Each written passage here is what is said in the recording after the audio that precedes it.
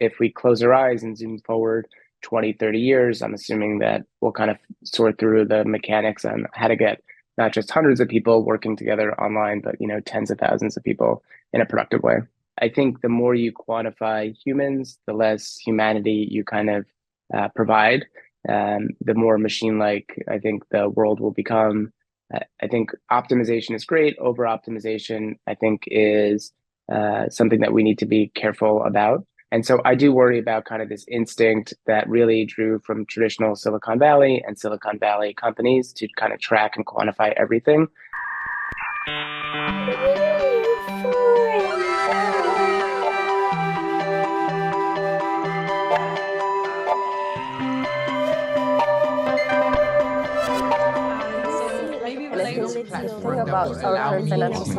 Welcome back to another exciting episode of NEWFORUM, and we're always happy to bring you awesome creators, founders, and investors on our Web3 podcast.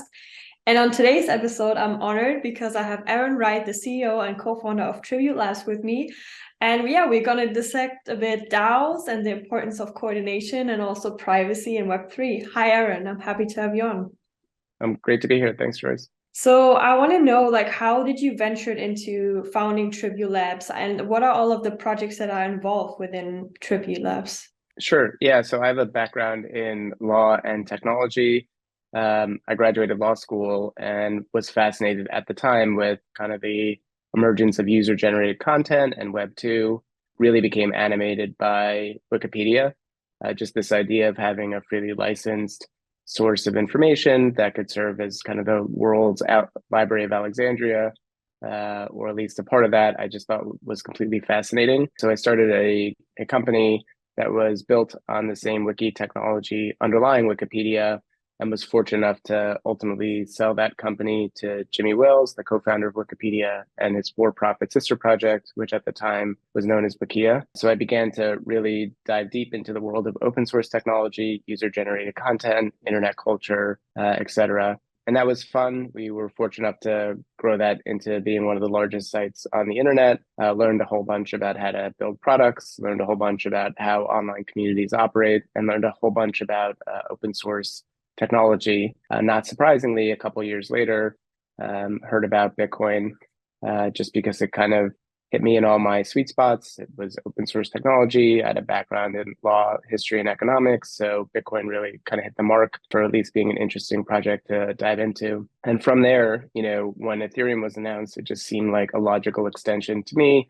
of Bitcoin. So I was fortunate enough to play a role to help start Ethereum and a lot of the early projects around Ethereum. At the time, I was a law professor at a university in New York, and really thinking about some of the knotty policy and legal questions related to blockchain technology, whether that was Bitcoin or Ethereum. And that included all the things I think we're seeing today in the headlines, but it also included lots of things that related to DAOs.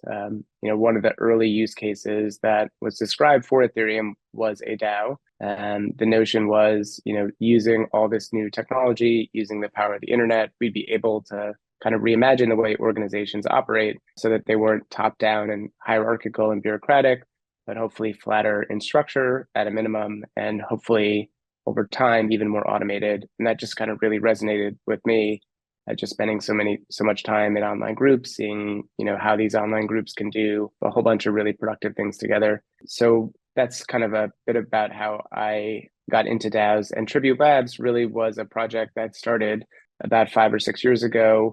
We were fortunate to run a project called Open Law, which was exploring all the different potential use cases for blockchain technology, for smart contracts, and for Ethereum. And we were exploring things like real-time payments, novel financial instruments, decentralized arbitration, NFTs, and of course DAOs. And so we began to run some early experiments under the Open Law kind of brand. We were launching some early DAOs, including some of the DAOs that we continue to support, like the LAO. And we've kind of taken it from there. And now it's turned into a much broader project. And we've been supporting a whole host of additional DAOs and related technology. I think this is such an amazing story. And how do you keep track of all these DAOs? I know we have you have quite a few like Flamingo DAO, Neon DAO, Red DAO, and I think the focus is quite different. So how do you even keep track of what's happening within the DAOs, and also what have you feel like has been the challenges of navigating the DAO space? Yeah, I mean, plenty of challenges in navigating the DAO space. All the DAOs we support really started from the first DAO we launched, which was the LAO. The idea with the LAO was to get a whole bunch of people that were interested in supporting the Ethereum ecosystem, pooling together capital, and using this collective mindshare to support the best projects and teams, a bit like a riff on a venture capital fund. But instead of having a general partner or a handful of general partners, instead, the whole group was making all the decisions. And we thought that that would be a great way to spot opportunities in the Ethereum ecosystem, and also a great way to make sure that folks that have been around the space for a while were able to kind of signal to the market which projects and products they thought were, kind of the most promising or interesting, et cetera. That experiment with the LAO seemed to work pretty well. And the members wanted to set up additional DAOs that weren't just focused on supporting venture opportunities, but also collecting. And so that led to kind of the birth of our second DAO that we support, Flamingo DAO. And then from there, it's kind of subdivided into a whole ecosystem. There's about 20 in total. There's some that support projects, so they're kind of venture style-ish. There's many that support and collect different creators and artists that are choosing to release their work using an NFT. And that includes Flamingo DAO and DAOs that are focused on different kind of pockets of the Web3 ecosystem. So we have DAOs that are interested in digital fashion, DAOs that are interested in music, DAOs that are interested in gaming. We just set up a couple of DAOs this past week that are focused on zero knowledge technology, the intersection of AI and crypto. And we also have increasingly been focusing on the urban ecosystem. So we just set up a DAO that's going to be focused on something that's non-ETH based, which is kind of exciting for us. So each real DAO that we support really comes from the lens of members. If folks are not as interested in that project and we don't get a strong enough signal, then we don't decide to kind of support that initiative. So that's how we can kind of keep track of everything, because it's kind of this organic growth. And then beyond that, our company, we build the tooling to help support these groups across all the different DAOs. They've supported about 300 different projects. They've acquired about 18,000 NFTs. If we include Tezos-based NFTs, it's about 30 some odd thousand. So they've been quite active. So we see kind of the pain points that people have when they're trying to coordinate and work together in groups. And we've been building on the back end just tooling so people can keep track of conversations. They can keep track of things that they've done together. And we can begin to kind of map out what's needed in order for people to work together online.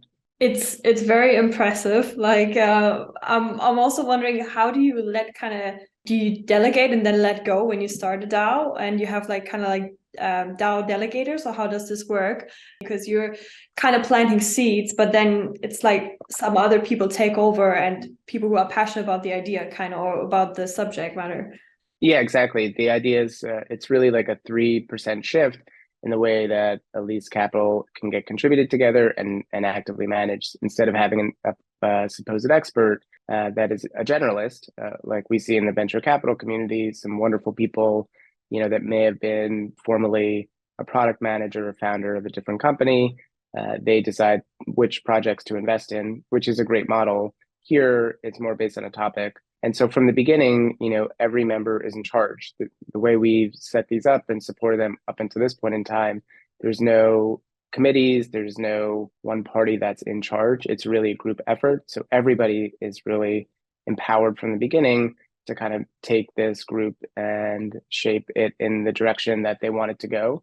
And we really provide kind of the support to make sure that all the odds and ends are just taken care of. We joke, at least internally, that we're something in between like a mod on a subreddit, where we kind of make sure that the conversation's productive, that people aren't getting upset with one another, that issues are kind of handled. And at the same time, we're a bit like a whip in Congress. If there's a vote or some activity, we make sure that people have enough information so that they can actually make a decision.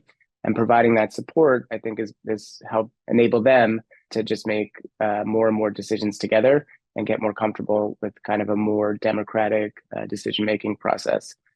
So we haven't seen kind of a DAO kind of leave our network yet. I'm assuming at some point that may happen if they feel like that's the direction that they want to go. But at this point, we're really internally just laser focused on how to make sure that people have the tools that they need to make decisions, to make sure that they feel well supported, and hopefully pass along best practices so that they can make good decisions together, which I think is kind of important. This is different than other DAOs. We've seen lots of DAOs emerge, really amazing projects. They'll just open up kind of the gates and thousands of people will flood in across the internet. I think that that's a really interesting model.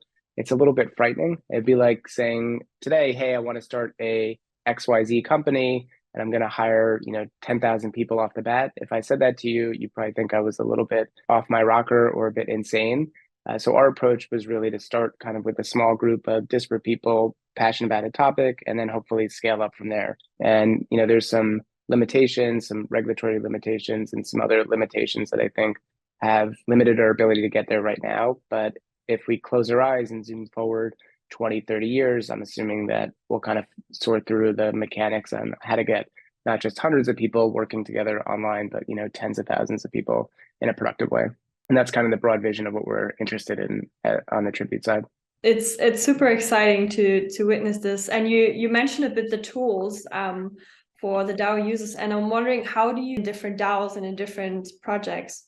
Yeah, the identity piece has always been a fascinating one. It's been one of the earliest ones that have been explored by entrepreneurs looking into Ethereum or just blockchain technology. And it's a double-edged sword, right? If you're online, you're kind of leaving these little breadcrumbs of all your activity. Right now, that's being maintained by one or a handful of very large tech companies that can kind of track all of your behavior, whether that's, likes or hearts or retweets, depending on the social media platform or platforms that you prefer. On Ethereum, it's possible to begin to kind of track that in an open data graph, which is really interesting and exciting. We're seeing a whole bunch of different projects like Lens and possibly Forecaster and others that are beginning to explore what we can do with that open data graph. At the same time, it's kind of terrifying, right? If everybody on the planet knows exactly what you're doing, most people are going to use that for good things, but there's going to be a small number of people that are going to use that for bad things. There's been academic research that kind of notes that people are more predictable than we like to give ourselves credit for. So maybe a bad actor could use that to effectuate some sort of harm. So privacy has always been kind of a secondary question that needs to just get carefully considered as part of any blockchain technology. On our end, what we do is we do our best to comply with all the laws and regulations in the US. If you set up an entity that's trying to work together to make a profit, it makes sense to kind of anchor that in a legal structure. And if you anchor it in the legal structure, you kind of have to keep track of who's a part of that group. And so what we do and how we've tried to thread the needle is that information is submitted to Tribute, and then we agree with the members to not share it with other members unless we're permitted to, and we try not to share it publicly. So it's not something that I think is ideal, but that's our best bet in order to kind of maintain a degree of pseudonymity. So we have some members of the DAOs which are very happy to be public about it. There's other members that want to preserve their pseudonymity, and we try to respect, people and all their different decisions. We haven't yet done extensive kind of on-chain credentialing inside of groups. I think there's a lot of folks that are experimenting with that. I think there's a lot of wisdom to that approach, but we haven't yet rolled that out. Not because it's not interesting, just because we don't yet feel confident that it actually will help groups make better decisions. We've seen some groups try to experiment with some early tools like Coordinate or some other tools that just reward people based on-chain activity. I think that those early experiments indicate that there's more to the story than just kind of rewarding things in groups. If you tell someone, hey, you're like a superstar, you're going to receive more payment or more ownership in this group because of your activity, it has a darker flip side where people that don't receive that on a monthly basis get a little disgruntled. They may not publicly say it, but you can kind of see attention and activity wane when they're not kind of picked as the best person in the group. So we really have very light incentivization inside of these DAOs. Nobody is really hired by the DAOs as a member yet. There's no real committees or kind of formal structures. It's very, very flat. And that, at least at this point, has seemed to work pretty well. But I do agree with you, Joyce, that over time, I think you'll see kind of more and more of these sophisticated identity and reputation systems emerge when people kind of crack some of the puzzles related to it. And presumably for them to emerge at scale, you're going to need a degree of privacy, at least some degree of privacy related to it. I know that that's a topic that one of the DAOs that we just agreed to support, Zero DAO is interested in, right? How can we have, a identity systems that are a bit more private, but that still are, robust enough to kind of do what we want to do online and kind of keep track of the things that we want to do online. That's going to be an interesting area to look at over the next couple of years. Yeah, and you also just mentioned credentials, and I remember you were in a talk with someone, and kind of going back and forth about these credentials and badges, and you kind of touched a bit on this, but I would love to know, did your opinion change? Because back then I remember that you were like not super, let's say, positive, or like, you were not like super interested in credentials. And I personally totally understand it, because my first thought was, what about the right to be forgotten? What about my privacy? Is this like these many credentials really helping anyone, right? So I'm wondering, what do you see are like the drawbacks and the virtues of these systems? Yeah, I mean, this is me as an individual. I'm just worried about the persistent tracking of everything online. You can picture a future where it's kind of like a Ray Dalio like hellscape, where every single activity, every single thing that you've ever done is with a fine amount of detail tracked and quantified. I think the more you quantify humans, the less humanity you kind of provide. The more machine-like I think the world will become. I think optimization is great. Over optimization, I think, is something that we need to be careful about. And so I do worry about kind of this instinct that really drew from traditional Silicon Valley and Silicon Valley companies to kind of track and quantify everything. And these are warnings that cypherpunks have kind of raised the red flag about since the late 1970s, right? And early 1980s, when really advances in cryptography were emerging. They realized that we may be able to kind of preserve some degree of privacy online, even though it's going to be increasingly possible to keep track of everything. And I think there's lots of benefits for these reputation and online identity systems, but we have to tread lightly, just because if they hit scale, I do think some basic humanities may get kind of whittled out as part of the process. And I think that is something hopefully we can thread the needle with, using some of the tools that are beginning to emerge in Ethereum, in kind of Web3 more broadly, and with some advances in kind of cryptography. So I don't think we're there yet. I definitely have lots of questions related to it. And I hope that kind of as an ecosystem and as an industry, we're able to kind of make sure to set up these systems right off the bat. I think particularly if you're in the US or Europe, you're like, oh, well, what's the big deal if everything I do online is tracked? And I think in the US and Europe, where we have a fair amount of checks and balances and access to courts and a generally functional rule of law, that makes a lot of sense. But in other parts of the globe where they don't have that, I don't think people are going to have the same confidence that it's not going to be used for kind of bad. We saw this even with the open internet, which didn't preserve privacy around IP addresses. In the US and Europe, people were able to freely kind of surf the internet during Web 1 and Web 2. But in other parts of the planet, there's massive ministries of people that are blocking information and kind of curating and cultivating what you're permitted to view online, which I think is deeply problematic and violates a number of human rights. So that's what I worry about whenever I hear online reputation identity. I see lots of benefits for improved efficiency, recognition, but I also see kind of this more dystopian vision that I think we have enough evidence could come into fruition, hopefully not in the US or Europe, but in other parts of the planet. Right. And I see the same thing as like with AI and the metaverse, kind of. There's always this fine line between, okay, how far do we go? And it reminds me of something I think Idris Sandu said, where he was like, design has to be honest, or like things have to be still a level of humanity and honesty to it. And if we're stepping over that line, this ethical line of like, okay, how far do we go with AI? How far do we go with people plugging people into the metaverse? I think there has to be a balance, and I hope we're not crossing that line, kind of. And I'm wondering, so to round up this amazing conversation, Aaron, what are some topics and projects that you are focused on right now that you're looking forward to, and you're like, oh, I'm really excited about this right now?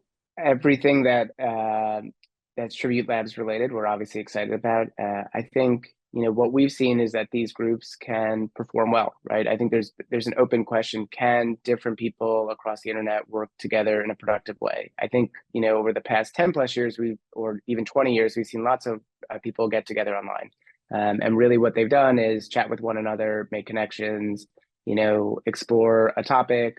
And then I think over the past 10, 15 years, we've seen more and more people band together to effectuate some sort of social change or to form in a more nefarious way, like an online mob. And that has been very productive on the one hand. If they're forming an online mob, not as productive on the other hand. I think really at the core of what we're doing with DAOs is trying to figure out, okay, how do we make online groups work?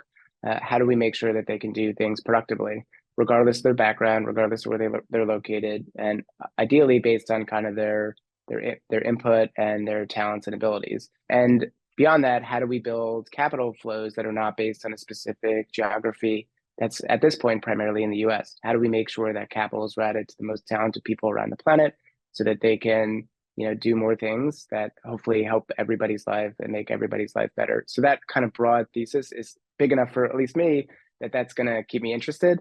In terms of like what the members are interested in, kind of across the DAOs, on the Ethereum side, it's been heavily focused on infrastructure. We saw this kind of innovation around Ethereum and its merge, where after years and years of research and testing, we were able to kind of upgrade on the fly Ethereum without a hitch, which was pretty amazing to watch. I think 80,000 people staying up, at least in the US, at US time, to like 2 a.m. to watch a software upgrade, which is a pretty amazing thing off the bat. But that just means Ethereum's a little bit different and is going to need different infrastructure kind of sitting underneath it. So even though it's a little bit dry, that's something that lots of the different DAOs are focused on. The DAOs are still completely enamored by collecting digital art and other collectibles. That's really fun. It's hard to stop once you start. One of our members joked that it's kind of the endpoint of consumerism, NFTs, because you just can't stop buying them. They never degrade. You don't have to store them in your closet. They're just kind of always there, which is pretty fun. So definitely still a tremendous amount of interest there. On the core tech side, there's definitely been a move to explore more zero knowledge technology in order to really solve some of the scalability issues related to Ethereum. So how do we kind of thread this needle between having a centralized computer that is able to take information and prove it without knowing the contents of what information is in it? Zero knowledge technology seems pretty useful for that. And then also, how do we do fun things like what we were describing before, where maybe you're able to record all this information about your online activity, keep that private, but only selectively disclose either an aggregate number or something kind of related to that. So ZK technology has been interesting. And related to that, we're starting to see some more and more people begin to talk about Web3 social. Some of the early numbers from Lens are kind of exceeding expectation. And we're beginning to think again about what does the kind of media landscape look like as we see kind of the influencer economy mature, as we see kind of the digital economy, digital asset economy mature, just trying to really understand what that kind of future looks like. And so beginning to hear some folks talking about that.